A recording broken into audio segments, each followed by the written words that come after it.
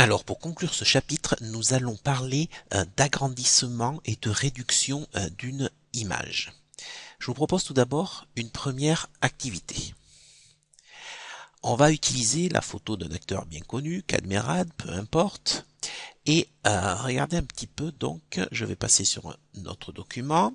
Voilà la photo de Cadmerade, et si je souhaite agrandir la photo, il faut tout simplement que je vienne choisir une des poignées qui est dans un des angles pour agrandir cette photo.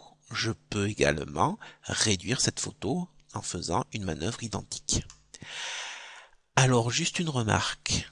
Si vous venez non pas cliquer sur une poignée qui est dans un coin, ici, ici, là et là, mais sur une poignée sur le côté, vous allez non pas agrandir la photo, vous allez la déformer. Donc je vais annuler ce que j'ai fait. Même chose ici, si je veux l'agrandir entre guillemets, non, là je ne l'agrandis pas, je la déforme. Pour agrandir une photo, il faut venir attraper ici une poignée qui est dans l'angle. Si je veux rétrécir en prenant une poignée au milieu, ben là non, je ne rétrécis pas la figure, la photo, pardon, je la déforme.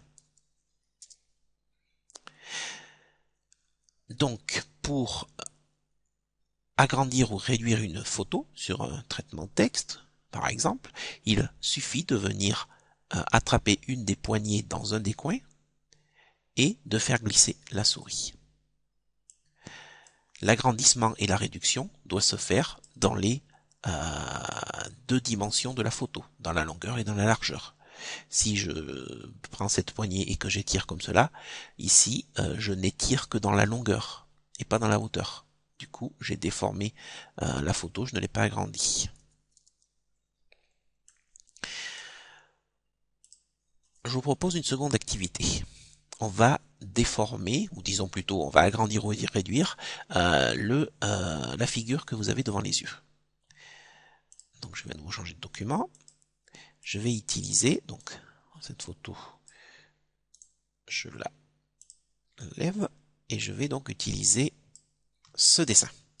Donc pour l'agrandir, je vais venir cliquer dans le coin, mais attention ici, ce n'est pas une photo, c'est un schéma réalisé avec le logiciel Word. Donc pour cela, lorsque l'on va attraper une poignée qui est dans un des coins ici de la figure, il va falloir cliquer sur la touche Maj ou Shift. On dit souvent Shift, qui est celle-ci du clavier. Donc, je viens prendre cette poignée, j'appuie en même temps, donc vous ne pouvez pas le voir ici, mais sur le clavier, sur la touche Shift, et j'étire. Et donc là, j'agrandis la figure. Je peux la rétrécir, la réduire, disons, plutôt. Si je n'appuie pas sur ma touche Shift, regardez, en fait, je peux la déformer, ma figure.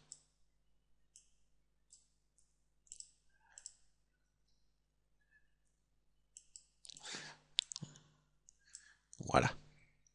Donc en fait, attention, lorsque vous voulez déformer, agrandir pardon, ou réduire une figure, il faut appuyer sur la touche Shift en même temps sur le clavier. Donc, pour agrandir, on appuie sur la touche Shift et on peut agrandir ou rétrécir la figure.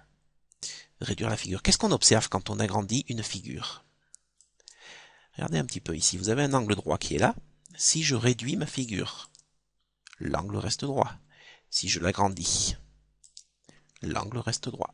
Eh bien, nous dirons qu'un agrandissement conserve les angles.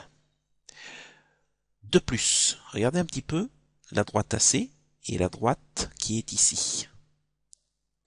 Ces deux droites sont toutes les deux perpendiculaires à une même troisième droite. Donc ces deux droites, celle-ci et celle-ci, sont parallèles. Eh bien, si je réduis ma figure, ou si je l'agrandis, ces droites restent parallèles. Donc on dira qu'un agrandissement et une réduction conservent également le parallélisme. Au final, qu'est-ce que nous allons retenir? Quand une figure, quand on l'agrandit ou quand on la réduit, attention, il ne faut surtout pas la déformer, il faut bien faire varier ses longueurs dans toutes les directions, dans toutes les dimensions.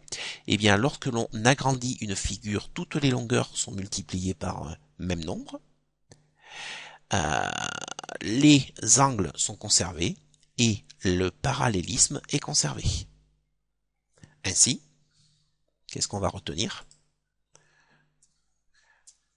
Dans un agrandissement ou une réduction de rapport K, on dit de rapport K ou on dit aussi de coefficient K. Eh bien, les angles sont conservés, le parallélisme est conservé, et enfin, toutes les longueurs seront multipliées donc par le fameux rapport K. Si on multiplie toutes les valeurs par 1, on n'aura aucun changement. Donc K égale 1, c'est une valeur limite. Si on agrandit la figure, toutes les longueurs seront multipliées par un K, par un nombre K, supérieur à 1. Donc là, on aura un agrandissement. Et enfin, si on a une réduction, toutes les longueurs seront multipliées par un nombre K, mais cette fois-ci plus petit que 1. Juste une remarque, K est forcément positif. Donc ici, on peut écrire un encadrement, où K est compris entre 0 et 1. Voilà ce que l'on va retenir. Donc dans un agrandissement ou une réduction, de rapport K, on dit aussi de coefficient K, les angles sont conservés. Un angle droit, il restera droit, quel que soit l'agrandissement ou la réduction. Le parallélisme est conservé. Et enfin, toutes les longueurs seront multipliées par un même nombre K. Si K égale 1, on ne change pas la figure. Si K est plus grand que 1, on l'agrandit. Si K est compris entre 0 et 1, on la réduit.